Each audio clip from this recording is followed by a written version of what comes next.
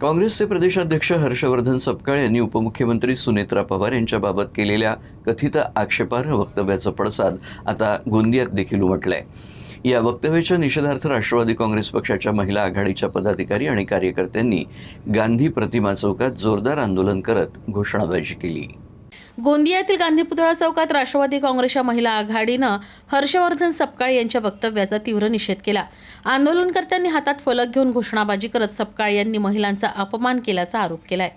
महिलांचा सन्मान राखण्यात अपयशी ठरलेल्या व्यक्तीला काँग्रेस प्रदेशाध्यक्षपदी राहण्याचा नैतिक अधिकार नसल्याचं सांगत त्यांनी तत्काळ राजीनामा द्यावा अशी मागणी केली। या आंदोलनात राष्ट्रवादी काँग्रेसच्या महिला पदाधिकारी, कार्यकर्ते आणि मोठ्या संख्येने समर्थक सहभागी झाले होते। त्यांना काँग्रेस पक्षामधून माफी मागावी सर्व महिलांची की आम्ही यापुढे असे कोणतेही व्यक्त महिलांच्या संबंधित करणार नाही किंवा त्यांना त्यांच्या पदावरून त्यांना राजीनामा देण्याची आम्ही मागणी करत आहोत। इथे आम्ही सर्व राष्ट्रवादीच्या महिला कडनं ही मागणी आम्ही करणार आहोत। आज आम्ही इथे सर्व महिलांकडून निषेध व्यक्त करतो। जे सपकाळ जे आहेत हे जरी प्रदेश अध्यक्ष असले त्यांना का घेणं देणं आहे।